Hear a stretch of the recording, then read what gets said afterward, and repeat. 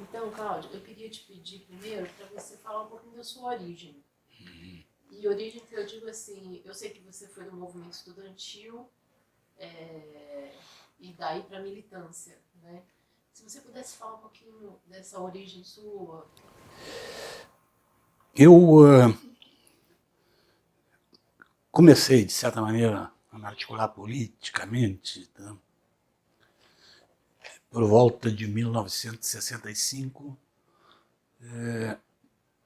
no Colégio Estadual Júlio de Castilhos, em Porto Alegre. Então, nós participamos da dissidência. Tá? Esse movimento de dissidência é um movimento nacional, ou melhor, é um movimento de oposição ao Comitê Central. É um movimento nacional, com Marighella, todo a maioria do Partido Comunista de São Paulo, do Rio de Janeiro, Mário Alves, tá? Gorender, que estava no Rio Grande do Sul naquele momento. Então, uma série de dirigentes que se opõem à linha do Comitê Central. Né? Nesse momento começa a se constituir também a ALN. Né? Ainda não se chama Ação Libertadora Nacional. Né? Nós, enquanto participantes da dissidência, queríamos organizar a luta armada. Né? E começamos a ter uma série de problemas, tá? Com a direção da dissidência no estado do Rio Grande do Sul. Tá? Que era o Flávio, que era o Pila, tá? Esse pessoal. Tá? E isso vai nos levar a um rompimento. Tá? O auge do rompimento, tá? Eu não sei se certamente comentou, né? O auge desse rompimento que nós articulamos uma ação, né?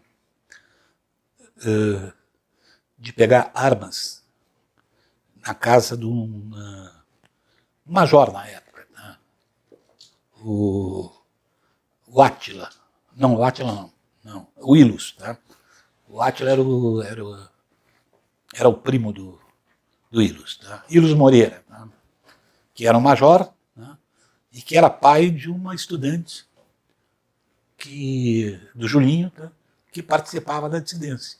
Tá? Então nós entramos na casa, que ele estava na praia, tá? E nós tínhamos a informação que tinha 6 metralhadoras INA, que tinha um pequeno arsenal, tá? Que era muito significativo em termos de esquerda brasileira. Porque a esquerda brasileira sempre lutou, nessa época, né, com arma de museu. Tá? A verdade é que hoje tu vê essa abundância de fuzil, tá? Nos morros do Rio. Tá? Isso não existia. Tá? Cada arma, tá, que se conseguia, tá, era geralmente uma INA antiga. Tá? Nós, quando fomos ver o rescaldo da ação que a gente fez na casa do Ilus, tá? A gente tinha conseguido uma metralhadora desarmada, tá? Uma Luger, tá? Uma pistola alemã, Luger, tá? Alguma munição, granada de efeito moral, algumas coisas assim.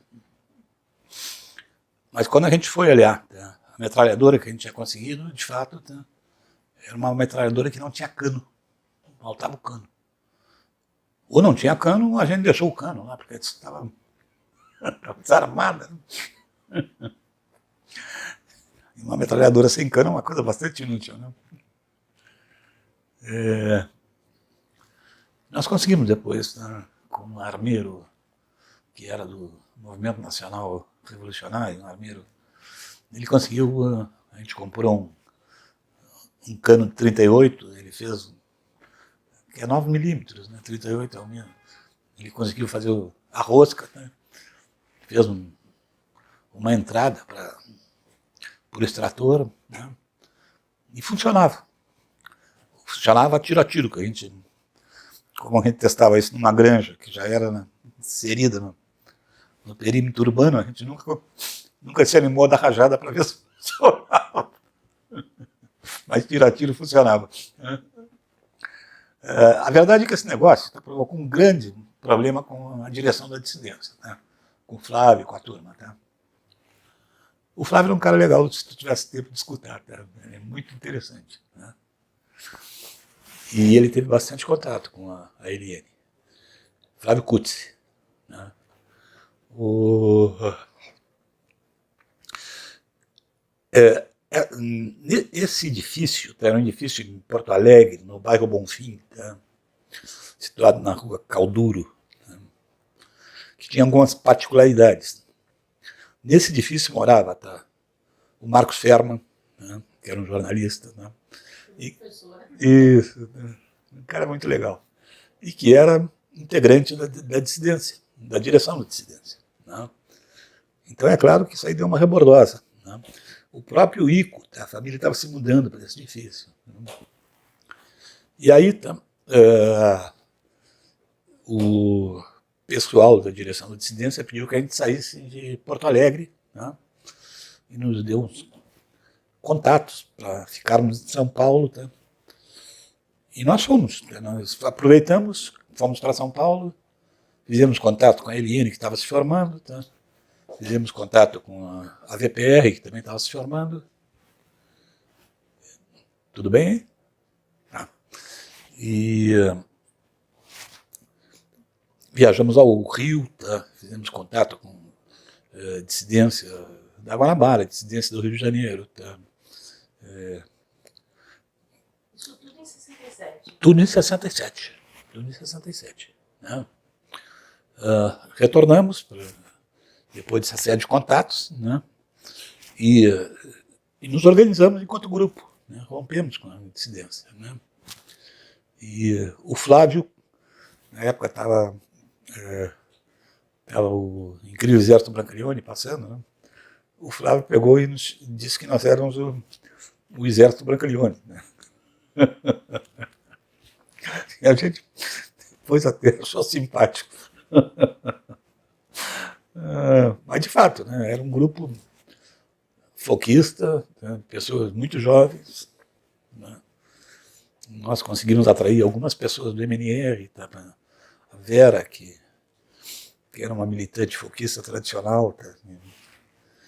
Tinha alguns anos mais que nós, mas era uma companheira muito voltada para a luta armada. Né? Mantemos contato com alguns militares do MNR e coisas. Né? Mas continuamos, né, com militância estudantil. Né? Voltamos para Porto Alegre, né? Continuamos. Aí a gente pega um lindo dia de março, né? Final de março, antes do final de março. Né? Início de março de 67, né? O colégio intervém no Grêmio, tá? Fecha o Grêmio. Né? E nós chegamos lá, estava a porta fechada, tudo. Tá? E a gente fez uma grande mobilização. Tá? E uma série de manifestações estudantis. Tá? Foi digamos, a retomada de movimento de massa assim, aqui no estado. Né? Já tinha tido alguma manifestação em setembro de 66, mas muito pequena. Né? Essas manifestações que nós fizemos, depois as universidades também engrossaram, tá? Eram passeatas grandes, eram passeatas significativas. Tá? Eu sempre digo que no caso do Brasil, né, 66, o que vai acontecer em 68, tá, é 67 o fermento, talvez. Né? Quer dizer, tu tem uma explosão, tá? Claro, depois vai ter os acontecimentos da França, que em 68 a explosão mesmo se dá com a morte do Edson Luiz, que é em março, né? Mas em 67 começa isso aí. Né? Enfim, nós éramos um grupo que continuava tentando organizar a luta armada, coisa. Tá? Né? E vocês já tinham aí essa coisa com o Marighella? Marighella sim. Já era referência? Assim, em São Paulo, tá? nós fizemos contato com o grupo que estava formando a LN. Ainda não era a LN, tá? Mas nos reunimos com diversas pessoas, né, que eram integrantes da dissidência de São Paulo, tá, né? Tivemos reuniões no CRUSP, enfim, em casa de militantes, né, e já eram pessoas ligadas à formação da LN. Né? E fizemos contato também com a VPR que estava se formando. Também ainda não era a VPR, tá? Era, na verdade, tá, uma dissidência da Polop e o pessoal dos sargentos do movimento nacionalista revolucionário, né? O Onofre, esse pessoal que formou a VPR. Né? Vamos dizer, o Fava, toda Renata, Quartim, né? Vamos dizer, um extrato estudantil, universitário, né? E um extrato sargento. Né? Então, quando a gente volta para o Rio Grande do Sul, né, a gente tem esses contatos e vai manter esses contatos. Né? Ademais, a Vera, tá? A Vera Maria de Arte, né? Como ela tinha sido militante do PCB, tá? Depois saiu na dissidência do PCdoB, tá? Depois sai do PCdoB e vai para o MNR. Tá? Ela sempre manteve contatos, ela mantinha contatos, tá, muito próximos, né, com o pessoal de São Paulo. Né? Mantinha contato com os dominicanos, por exemplo. Né? Então a gente, durante este período, vai manter assim, tá, contatos, alguns encontros, né, com o pessoal da LN e com o pessoal da VPR. Né? Vocês chegaram também a ter contato com os dominicanos ou não? Nessa época? A Vera tinha. Mas vocês lá em São Paulo? Não, nós não tivemos. Né?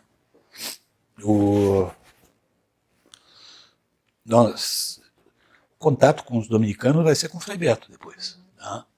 Depois que ele vem pra cá. Né? Depois que ele vem pra cá. Né? Aí, Claudio, em 67, vocês, quer dizer, aí vocês já estão RN, vocês já são, 67 já está nesse movimento de formação, mas... Mas nós não somos a LN. Nós somos o nosso grupo. Sim, mas vocês eram militantes da LN, né? Não. Vocês tinham... Nós tínhamos, digamos, nós não tínhamos organicidade com a LN. Tá? Vocês não tinham função na LN? Não, nem na LN nem na VPR. Nós tínhamos contato, por exemplo, vinha eventualmente algum cara da LN para cá, tá? A VPR vinha mais, tá? O Fava vinha muito para cá, né? Sei lá, eles assaltaram uma pedreira, tá? Roubaram uma tonelada de dinamite. Tá? Os caras nos fizeram um pacotão de dinamite. Tá? O problema, aquele negócio, tá? A gente guardou num baú, tá? E o negócio ia estudar, ficava um fedor de nitroglicerina danado. Né? Mas nós não tínhamos organicidade. Nós éramos um grupo próprio. Né? Éramos isso. Em nenhum momento vocês tiveram essa função, assim, de... Não. Em nenhum momento? Não. Nós tivemos, assim, em 69, né, nós vamos ter contato com o Frei Beto. Né? Através da Vera, eu acho que o próprio pessoal da LN, tá, pediu que o Frei Beto entrasse em contato conosco. Né? E nós tínhamos um ponto clássico, tá? O Frei Beto ia para o cinema, que era lá no centro, tá? Levava uma revista, que eu acho que era a revista Realidade, tá? Embaixo do braço, tá? E a gente se encontrava ali. Tá? Todos os encontros que o Frei Beto fazia era isso. Tá? Ele estava no seminário, tá? Ele ia até esse cinema, que eu acho que era o São João, tá? no centro, acho que não existe mais cinema. E a gente se encontrou com ele, tá, conversou. Tá, ele, durante esse período, tá, ele passou algumas pessoas, né, nós eventualmente ajudamos, particularmente quem que eles tinham contato mesmo, era com a Dedé, com a Vera. Tá?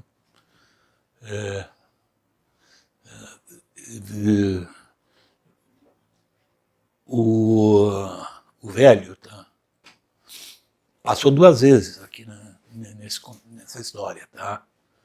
Uma vez, acho que para ir a Cuba, tá? Acho que sempre em encontros internacionais, tá, do Toledo. Tá? Ele passou 2 vezes. Tá? Marighella, acho que passou uma, né? Também, eu acho que também para encontros internacionais. Né? Mas pessoal, tá, da Eliane, em 68, tá, começam quedas, mas em 69 tá, é o auge dessas quedas. Tá? 69 começa que o esquema do Frei Beto começa a funcionar mesmo. Né? E aí nós tínhamos contatos. Né? Nós, nessa época, discutimos com a Eliane uma possível fusão, nós entrar para a Eliane. Né? Mas não entramos. Né? Eu acho que depois das quedas de setembro, outubro, tá, eu acho que o Ico, né, vai ter uma integração maior com a Eliane, o Ico e a Suzana. Tá? Eu não tive. Tá? Mas, nessa época, em janeiro de 69, tá, tem as grandes quedas da VPR. Tá? Aí tu tem uma pilha de gente que passa. Tá? E muitos nos procuram. Tá? A gente consegue hospedá-los em casa de companheiros. Né? E, via de regra, os caras iam para o Uruguai. Né? Alguns ficaram no Uruguai, e depois Chile, Europa. Né? Mas isso em janeiro de 69. Né? Em setembro, depois do sequestro do cônsul, do embaixador americano, né? Depois do sequestro do embaixador americano, né, tu vai ter muitas prisões em São Paulo. Né? Prisões, assassinatos, né? Assassinato na tortura. Né? Tem um militante que é assassinado na tortura. Né? E começam, tá, a passar muitas pessoas, né, buscando, enfim, sair do Brasil. Né? E nós ajudamos também, tá, essas pessoas.